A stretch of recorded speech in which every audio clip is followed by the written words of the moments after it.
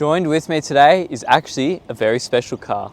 This is the Mercedes Benz 430 E series. Now on the surface this might look like usual 20-30-year-old Mercedes, but this W210 is actually powered by an absolute weapon of a V8. This one in particular is actually for sale right now. It's my friend's car. He's trying to sell it in this Melbourne area. So if you're interested in a 430 V8, this is an extremely clean example, as we'll get into. He's looked after it, put a lot of money into it, and these German cars coming to the 25-year-old age depreciate like crazy. This was almost $100,000 when it was brand new 25 years ago, and now you can get it for the bargain of $7,900 with a roadworthy at that price. And here in the Melbourne area, you're not going to find another version of a Mercedes 430 anywhere close to here. Matter of fact, when I was on car sales looking for these cars, this one in particular is only 430E listed in all of Australia. Like I said, this is a very clean example. It's completely unmodified, comes with a roadworthy, has had a lot of work done to it, and only has 176,000 kilometers. It is so hard to find these old Mercedes with under 200,000 kilometers, let alone unmodified, because these V8 engines, when they get an exhaust, absolutely roar. So like I was talking about earlier, this is a W210, which is the code for this type of car, made between 1996 and 2002. This actually is the one that replaced the W210, which was the previous model. That went from 1986 to 1996, and that was an absolute iconic and legendary Mercedes run. The owner of this car actually used to own a W210 and really loved it, and then went to this one. He's a massive Mercedes fan, and he looks after him very well. And this one is no different. So yeah, like I said, this one is packing the 4.3 litre V8. But at the time, there was two other W210s with V8s, that being the 500E and then the 550E. 500E was also made alongside Porsche, and then the 550E was the AMG version. This is just the E-Series one. Now don't get it wrong, just because it was an AMG and Porsche made one, doesn't mean this is any slob. This makes 205 kilowatts and over 400 newton meters of torque. That is nothing to blink at. That's powerful for today's standards. Maybe not so much for a V8, but it's still plenty of power and will definitely get you going. Compare that to the 500E, which made 250 kilowatts. It was a 50 kilowatt upgrade, which is quite substantial. The 550E, which was a 5.5 litre absolute holy grail engine, that one made 265 kilowatts. Now the 550E, like I said, that was AMG made, partnership. At the time, AMG was not as huge as they were back then. Now today they're massive. Back then they were kind of helping out, tuning the cars and putting body kits on them. This is the second ever AMG car. The first one being the one before generation, which was a C36 AMG, the first ever AMG. This one is the second. Not this one in particular, but this model year. Time to talk about why you buy one of these things, and that is this right here, the 4.3 litre V8. This one in particular is a twin cam 3-valve per cylinder, and it absolutely goes like a bat out of hell.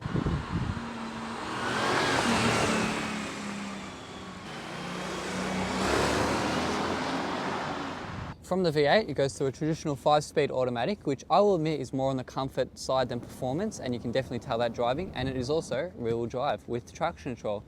Now it does have a button to turn traction control off, but it is a open diff unfortunately, so if you want to do a few single peggers, you'll get very loose.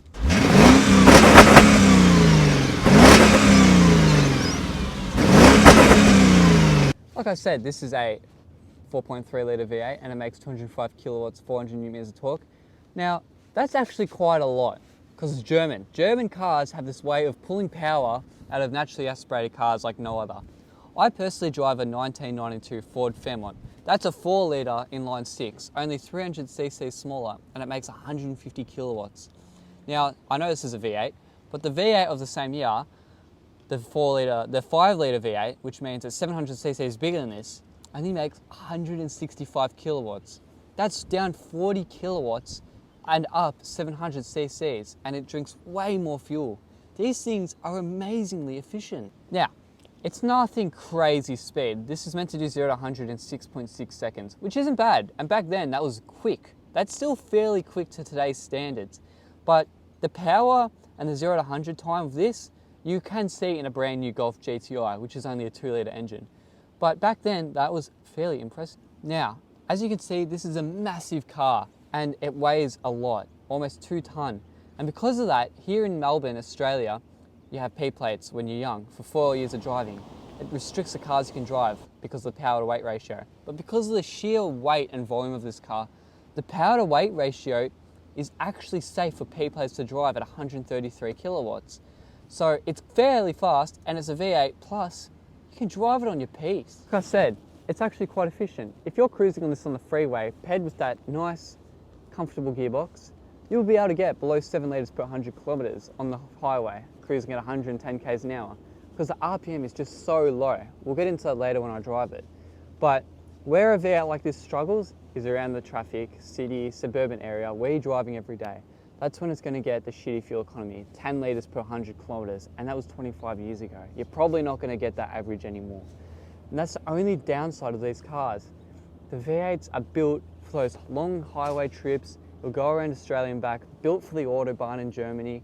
Drives like that, not suburban areas that are really overcrowded and you're stopping at red lights every second. That's the only thing with V8s. And in today's day, when fuel's $2 for 91, $2.20 for 98, these V8s are actually at almost an all-time low in cost, just because no one can afford to fuel them up. And with everyone going below the speed limit and driving like a pussy, there's really not much need for a V8 in these suburban areas. It makes it a lot harder of a sell. That's why you can find absolute bargains like this for under $8,000 because of these V8s.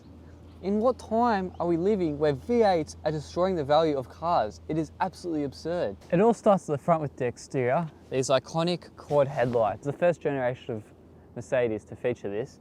And I think, at the time, they were very looked down upon. I know that because I'm 21 and it came out 25 years ago. But other than that, I think it's grown on most people, this quad headlight. And if you come down even further, you see the upright Mercedes badge.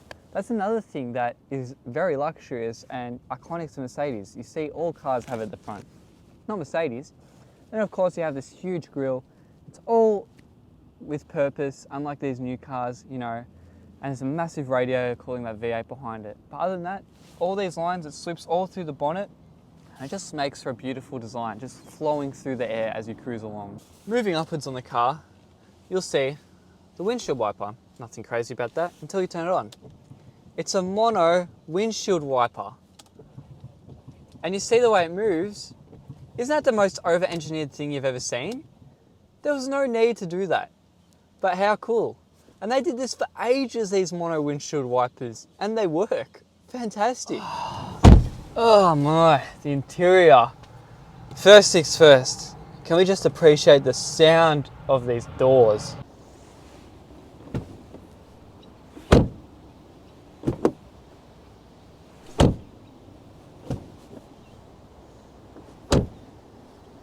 Now, when you get in, the first thing you're greeted to is this black interior. I absolutely love true black interiors. They are beautiful, and this one is no exception. I also love wood grain, and this one is caked in it, in all the right spots. And I believe it's actually real wood grain as well. Anyways, I absolutely love wood grain, and I absolutely love the leather interior.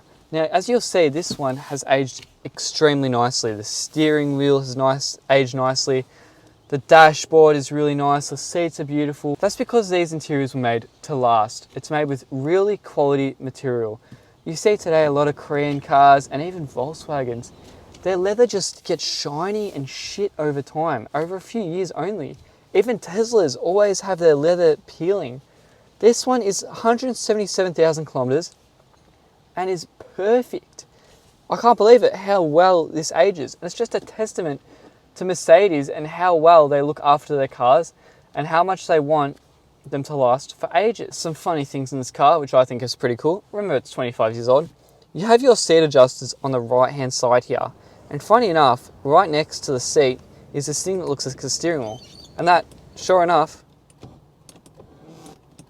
adjusts the steering wheel. And of course it works perfectly because everything in this car works perfectly. Right next to that is 1, 2, 3. Those are the programs you can set for the seats. So if you've got multiple people driving this car, or maybe you like your seat in multiple different positions depending on the day, you can do that, no worries. They actually move and remember your seating position, which I think is really cool for $19.99. Other than that, it's pretty basic. You come down the middle, you have all your usual shit. The bottom up here drops the rear seats. they're already down, so it doesn't matter. Then you can lock your car. You have a very easy to navigate AC unit. So it's really basic. It's just what you expect from these 90s cars. Like, it's not overcomplicated. Simple cassette playing radio, and then just a shit ton of wood. Another thing, you do have your windows down in the center console, which is quite funny. And you have a winter and standard mode for the gear shifter. The owner tells me it doesn't really change much, but in standard, this car always launches in second gear, even occasionally third. So it's very comfortable. So by the time you reach 60 k's an hour, you've only changed gears once. Other than that, it's just so much storage. I noticed like all these wood grains pop up and open, which I think is very cool. It's just insane how much storage there is in this car. It's just so practical. You have a massive glove box, center console. Everything's comfortable. Also in the center console, it is ventilated, which I think is really cool. So if you have anything cool in there, it will stay cool. Just another extremely engineered thing, but you know what? It's cool. I like it. I know I've said it before, but God, these doors are solid. Now, this seat is adjusted to my driving position. If you've watched some of my other reviews, you know I'm 5'9", I swear. And plenty of room. There's actually cutouts here for your knees and, you know, headrest. It's fucking heaps. There's a headrest here as well for you if you want one. But other than that, it's very spacious. Down the middle, you pull this thing down, opens up, you've got cup holders, you know, it's a comfortable spot to be. You've got climate control back here, you know, cigarette lighter if you're into that kind of thing, but it's just comfortable and massive. Like, you can really stretch out, get comfy and relax, you know, get ready for a big drive ahead. It's just comfortable. Obviously the quality back here is just as good as the front, you know. In my WRX, the quality is a lot shitter in the back, which I think is funny because they cheap out, whereas this car hasn't. It's just so comfortable. It's got the same wood grain. Everything's aged beautifully. It's actually a really nice place to be back here. Quite irrelevant, but I absolutely love the way this thing sounds starting. It sounds like an F1 car.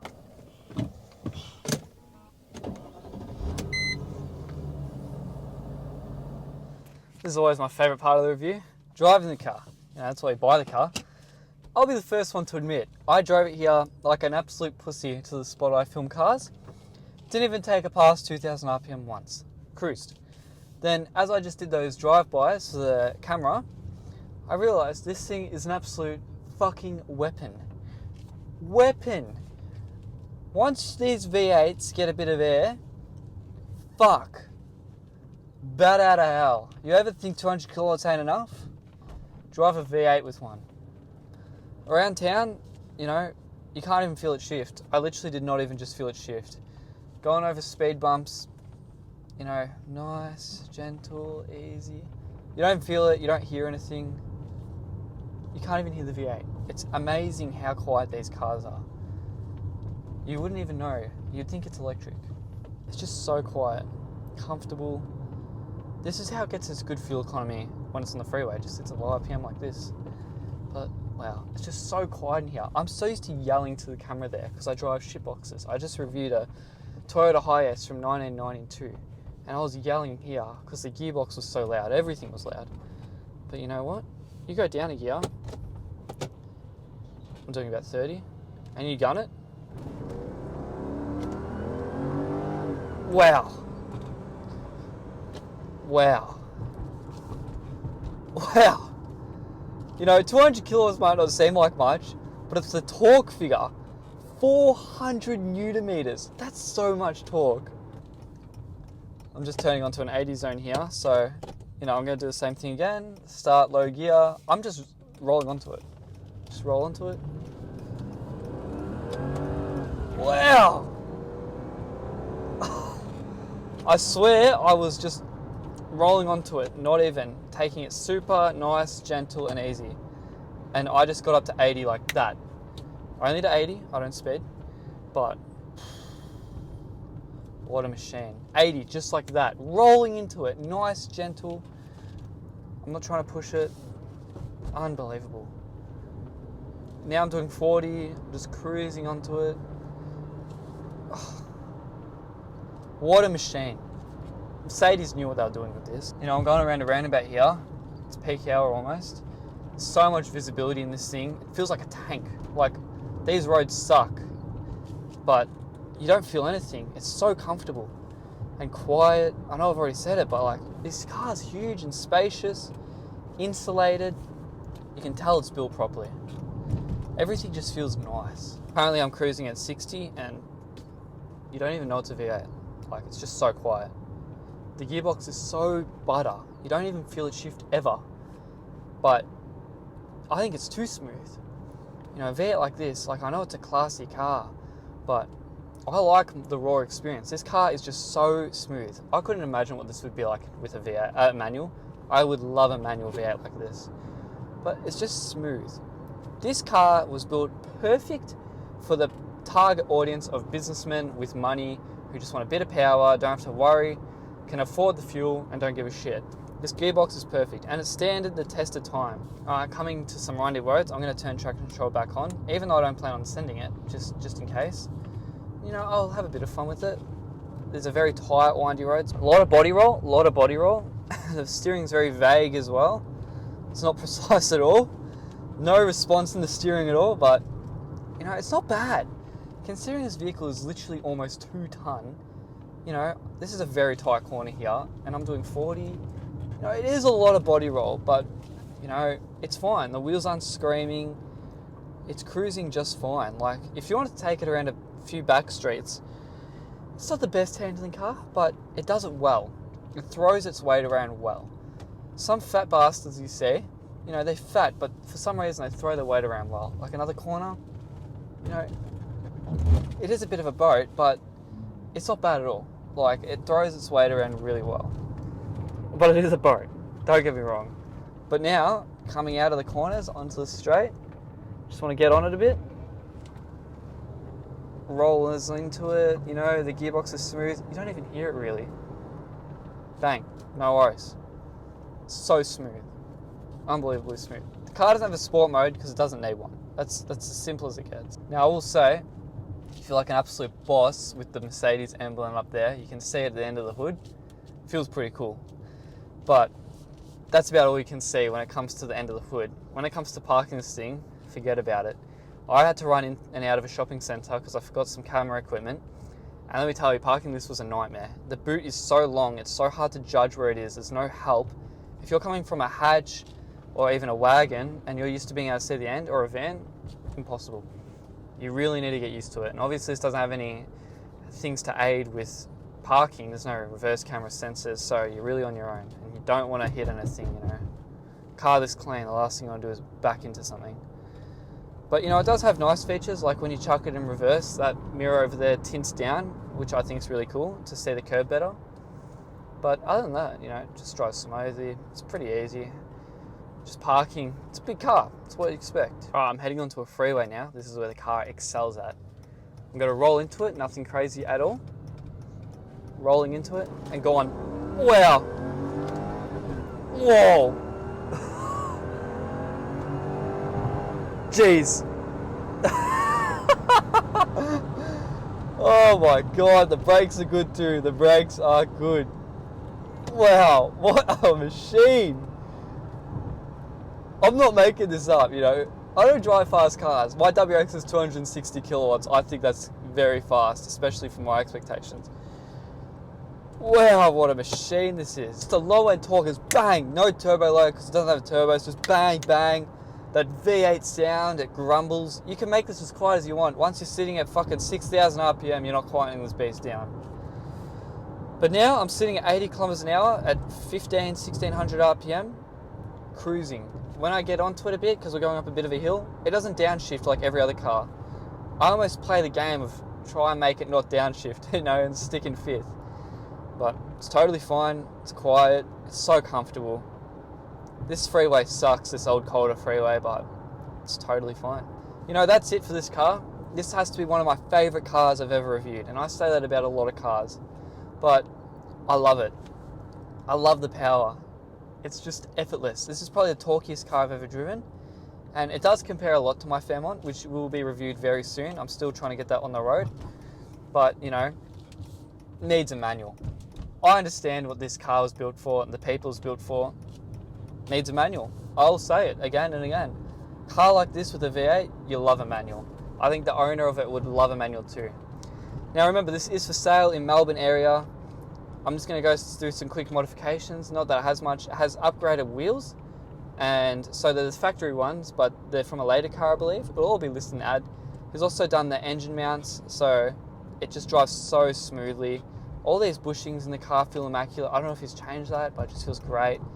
It's just a generally looked after car. He's done a lot of other stuff. It'll all be advertised. Link in the description for Facebook Marketplace. It's also on car sales. Search up 430E. It's the only one in all of Australia. You can't miss it. But I tell you what, this is a very well kept car.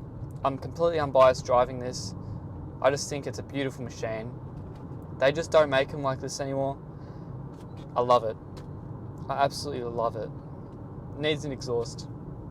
Anyway guys, thanks for watching this video. I'm trying to hit 2,000 subscribers very soon. So like the video, subscribe. It helps the algorithm. It makes more people see this. And just let me know what else you want to see, any updates. I'm always happy to help, change it up a bit. I love reviewing cars, so if you have a car to review in the Melbourne area, let me know. Comment it down below. I'd love to check it out. Cheers. What a note. What a note.